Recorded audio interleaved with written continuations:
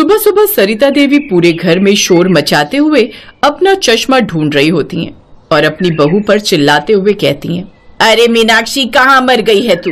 इतनी देर से मैं अपना चश्मा ढूंढ रही हूँ और मुझे मेरा चश्मा नहीं मिल रहा। तुझे कितनी बार बोला है कि मेरा चश्मा संभाल कर रखा कर, वो कांच का है। वैसे भी राजू पूरे घर में उछल कूद करते हुए घूमता है, अब अगर उसके हाथ मेरा चश्मा लग गया तो वो उसे तोड़ देगा।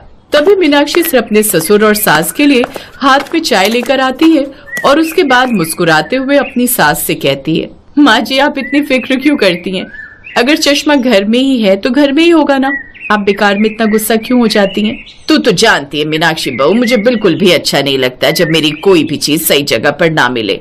और तुझे कितनी बार बोला है कि मेरी चीजों को मेरे से बिना पूछे हाथ मत लगाए कर। अब देख मेरा चश्मा कहीं नहीं मिल रहा। तभी वहाँ पर उनका पोता राजू भागता हुआ आता है और मुस्कुराते हुए कहता है, दादी आपका चश्मा कहीं और कैसे मिलेगा?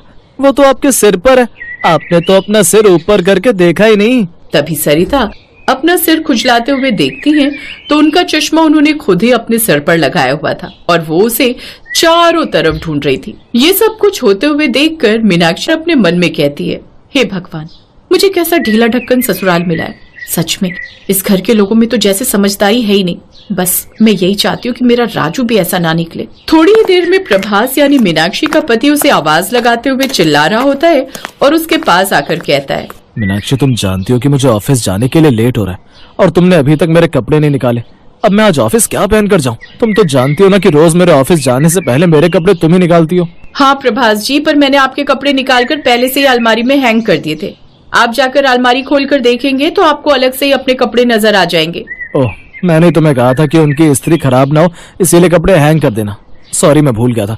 अभी मैं जाकर तैयार हो जाता हूँ, आज मुझे ऑफिस में एक बहुत जरूरी इंपॉर्टेंट मीटिंग के लिए जाना है। ओहो, इन्हें तो अपने रखे हुए कपड़े याद नहीं रहते। पता नहीं मीटिंग में जाकर ये क्या ही करते होंगे। हे भगवान, क्या करूं मैं अपने इतने ढीले ढक्कन ससुराल का। अब मीनाक्षी अपना बाकी घर का काम करने लगती है। थोड़ी देर में वो देखती है कि उसकी ननद पायल घर से छुपते छुपाते कहीं जा रही थी। मीनाक्षी उसे रोकती है और कहती है, क्या हो गया है पायल, तुम इतना घबराते हुए कहाँ जा रही हो? और आज तो तुम्हारे कॉलेज की भी छुट्टी है ना, तो फिर तुम कहाँ जा रही हो? अरे भाभी, मैं तो भूल ही गई मैं कहाँ जा रही थी। आपने भी मुझे टोक दिया। अच्छा हुआ बोला। मुझे याद था कि मुझे कहाँ जाना है, लेकिन अब तो मुझे कुछ याद ही नहीं आ रहा। मीनाक्षी अब पायल की इस बात पर बिल्कुल भी शक नहीं करती, क्योंकि वो जानती थी कि उसके ढीले ढक्कन ससुराल में अक्सर ही भूल जाने और गलतियां करने की सबकी आदत थी। मीनाक्षी अपने काम में लग जाती है। ऐसे ही कुछ दिन गुजरते हैं। एक दिन मीनाक्षी को नींद नहीं आ रही थी, तभी वो अपनी ननद पायल को रात के 12 बजे सिर पर शॉल डाले बाहर से आते हुए देखती है। वो बालकनी में खड़े हुए खुद से कहती है, अरे मेरी ननद इतनी रात गए कहाँ से आ रही है, वो भी आधी रात को? जरूर कुछ तो गड़बड़ है, नीचे जाकर पूछ लेती हूँ। मीनाक्षी ये बोलकर नीचे की तरफ जाने लगती है कि तभी उसे कुछ याद आता है और वो रुक जाती है।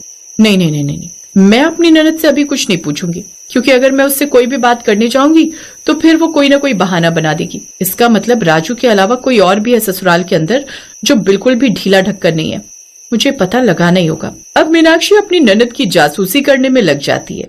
ऐसे ही कुछ दिनों के बाद पायल अच्छे से जीन्स टॉप पहनकर तैयार होकर बाहर जा रही होती है। मीनाक्षी तभी थैला लेकर उसके पास आ जाती है और कहती है, ननद जी बहुत अच्छा हुआ आप तैयार होकर आ गई। मैं भी बाजार ही जा रही थी। चलो आप जहाँ भी जा रही हो मैं आपके साथ चलती हूँ। उसके बाद दोनों ननद भाभी साथ में सब्जियां लेकर आ जाएंगी। पायल अचानक अपनी भाभी को देखकर घबरा जाती है। उसे उम्मीद नहीं थी कि उसकी भाभी उसके पीछे पीछे आ जाएगी। अब पायल को मजबूरी में अपनी भाभी को अपने साथ लेकर जाना पड़ता है। रास्ते में पायल अपनी भाभी को बाजार में छोड़कर दूसरी तरफ भाग जाती है। मीनाक्षी कहती है, अब तो कंफर्म हो गया ननद जी मेरी तरफ बिल्कुल भी ढीली ढक्कन नहीं है, वरना वो इतनी समझदार नहीं हो सकती थी कि अपनी भाभी को ऐसे ही सब्जी बाजार में छोड़कर चली गई। मीनाक्षी ने पहले ही अपनी ननद का फोन लेकर कैब बुक करने के बहाने उसकी लाइव लोकेशन अपने आप को शेयर कर दी थी, जो कि एक पार्क के पास जाकर रुकती है। अब मीनाक्षी अपनी ननद के पीछे पीछे उस पार्क में पहुंच जाती है, जहां पर पायल और उसके प्रेमी लव को एक साथ हाथों में हाथ डालकर वो बैठा हुआ देखती है। अच्छा, तो ये सब चल रहा है। कोई बात नहीं, अब मुझे ये बात घर पर जाकर सबको बतानी होगी। वैसे भी ननद जी की उम्र तो शादी की हो गई है। मैं अपने घर वालों को शादी के लिए मना लूंगी, फिर सब कुछ ठीक हो जाएगा। अब मीनाक्षी घर आ जाती है और उसके बाद अपने पूरे परिवार वालों को ननद की सारी करतूत बता देती है। शुरू में तो घर वाले गुस्सा होते हैं। थोड़ी ही देर में जब पायल घर आती है तो सरिता देवी सभी लोगों के बीच उसे बिठाती हैं और कहती हैं, पायल, तुझे हमसे कुछ भी छुपाने की जरूरत नहीं है। हमें सब कुछ पता चल गया है। मीनाक्षी ने तुझे पकड़ लिया है और अब सच यही है कि हम सब जानते हैं। इससे अच्छा है कि तू हमें सब कुछ सच सच बता दे। नहीं माँ, ऐसी कोई भी बात नहीं, आप गलत समझ रही हैं। नहीं नहीं ननद जी, दरअसल अब तो आपके घर वाले बिल्कुल ठीक समझ रहे हैं। मैंने आपको उस लड़के से पार्क में मिलते हुए देख लिया था। आप बिल्कुल भी फिक्र मत कीजिए, मैंने सब कुछ पहले ही बता दिया है। माफ करना मम्मी, मैं आप लोगों को बता नहीं पाई। दरअसल आप लोगों ने जो पैसे मुझे कॉलेज की फीस भरने के लिए दिए थे वो मैंने शॉपिंग में खर्च कर दिए थे। उसके बाद मैं उस दोस्त से पैसे लेने के लिए मिली थी। उसने मुझे पैसे उधार दिए जिससे मैंने कॉलेज की फीस भर दी। मैं आप लोगों को ये बात बताना नहीं चाहती थी। मैंने सोचा था कि पार्ट टाइम जॉब करके पैसे जमा कर लूंगी और उस लड़के को वापस कर दूंगी। अरे पर मम्मी तो आपकी शादी की बात कर रही थी। वो कह रही थी कि आप उस लड़के से प्यार करती हो और उससे शादी करना चाहती हो, बस हमें बता नहीं पा रही हो। ये बात सुनकर पायल हैरान हो जाती है और गुस्से में घूरते हुए मीनाक्षी को देखती है। अरे भाभी, ऐसी कोई बात नहीं है। मुझे पता है कि मेरी फैमिली बहुत ज्यादा प्रैक्टिकल है और अगर मैं उस लड़के से प्यार करती तो मेरे घर वाले खुशी खुशी मेरी उससे शादी करवा देते। आप हमेशा अपने ससुराल वालों को ढीला ढक्कन कहती रहती हो, पर एक लड़का लड़की को साथ देकर एक ही मतलब निकालना, सबसे बड़ी ढीली ढक्कन तो आप खुद ही हो। ये बात सुनकर मीनाक्षी को बहुत शर्म आती है। उसे समझ में नहीं आता कि वो उन लोगों को क्या जवाब दे। वो सिर झुकाकर सबसे माफी मांगते हुए कहती है, आप सब लोग मुझे माफ कर दीजिए। दरअसल जब मैंने पायल को उस लड़के के साथ देखा तो मेरा दिमाग सिर्फ एक ही तरफ गया। सच में मैं तो कुछ और सोच ही नहीं पा रही थी। मुझे ऐसा लगा था कि मैं इस घर में सबसे ज्यादा शातिर हूँ, लेकिन मुझसे बहुत बड़ी गलती हो गई। कोई बात नहीं बहू, गलतियां तो हर किसी से हो जाती हैं, पर तुझे अपनी गलती का एहसास है, यही हमारे लिए बहुत है।